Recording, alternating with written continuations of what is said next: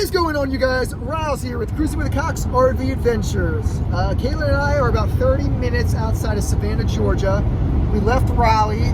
We actually made a quick pit stop back to the lake. So Raleigh was a bit of a test drive, working out the kinks, and it pretty much rained the entire time we were there, and we quickly discovered that we didn't have rain gear. We didn't have any rain gear. We didn't have rain boots. Didn't have the proper accommodation. So it was actually good that we were pretty close by. We had to go back anyway. We were always going to come make a pit stop back at the lake.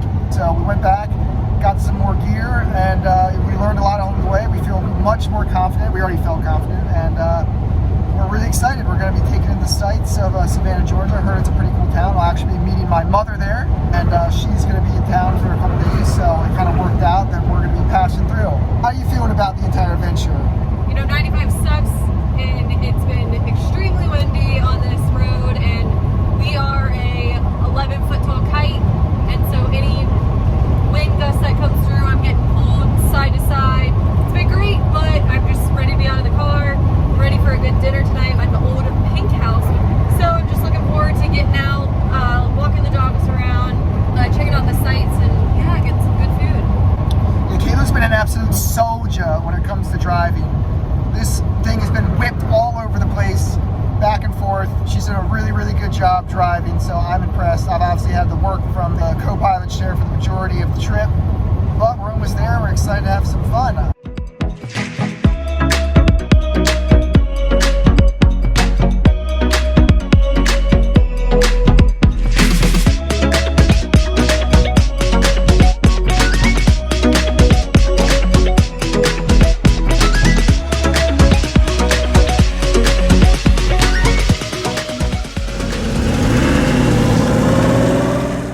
Raleigh to Savannah was supposed to take about 5 hours. However, we realized you have to add about 25% of the time while traveling in the RV, as you take it a bit slower and also have to make frequent stops for the dogs. We made it in just over 6 hours. We stayed at Redgate Farms in Savannah, Georgia. We were only supposed to stay for 2 nights, but once we got there, we immediately realized how cool this place was. There was so much for the dogs and us humans to do. There were horses and goats right outside of our RV area. There were countless trails around the property as well, so we got to walk a new path each day and take in all the sights and the nature around us. There were plenty of open fields for the dogs to run around and play fetch in, and bonus points, there was a nice pool, which we spent one evening relaxing out and even took a quick dip. Another nice touch was an herb garden. We actually picked some mint from here and were able to make some mint juleps for the Kentucky Derby that weekend. And although there were signs about gators and snakes all over the property, luckily we didn't see any. On our first night, we met up with Riley's mom, Karen, and her boyfriend, John, at the old pink house. The food was good, but the history behind the house was even more exciting to hear. After dinner, we walked around and made the first of many stops at Leopold's Ice Cream. This was a gluten-free dream for me, as they keep allergy-friendly ice cream in the back, allowing me to get a worry-free, gluten-free scoop. Since we extended our stay at Redgate for the moment, we had to move RV spots a few times. We chose this RV for a couple of reasons. It's compact and can easily be packed up on short notice, and it has enough space in addition to easily boondock, aka camp without hookups. One of the spots was a dry spot, which meant we did not have water, sewer, or electric hookups. Since we were already going to be without basic hookups at the campsite, we decided to drive into the heart of Savannah for the day to test out our boondocking capabilities. We're parked at a travel lot in Savannah in the city for a day. We've never actually run the generator. We just tried it out once, and I can't get the water pump on, and I can't get the generator started. I'm holding it. Oh! Hallelujah!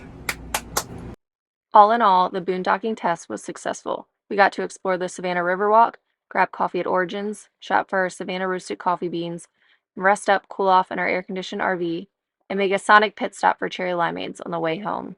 When we got back, it was time to start prepping dinner. We got 2 hot dogs, potatoes, and broccoli on the Blackstone griddle tonight. That's our primary cooking utensil on this journey. We got our range inside the RV, but don't want to stink up the RV. Wallace is also enjoying a little bit of broccoli tonight. Ain't that right, buddy? Got a little bottle of champagne. We bought this bottle 3 weeks ago, but as you saw in our Raleigh video, Riley wasn't feeling the best, so we finally get to do it.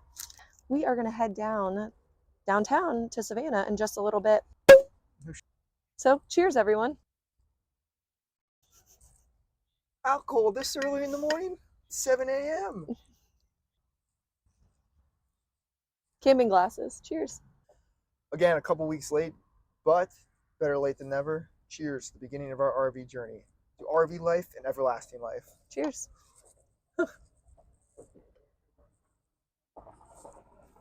Riley and I Ubered back into Savannah to explore downtown pub free. We walked aimlessly for a bit and then stopped by the notorious Forrest Gump spot, Sans iconic bench, but Riley couldn't pass up the photo op. Life was like a box of chocolates. All of the walking made us a little bit thirsty, so we bar hopped for a bit. Coming in live from Wet Willie's.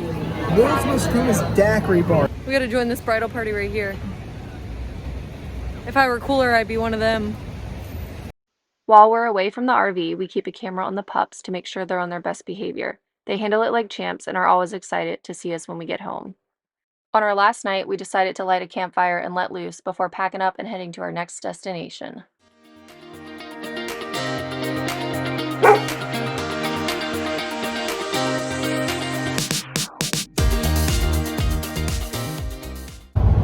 Don't forget to smash that like button and smash that subscribe button, and I'll see you next time. Peace.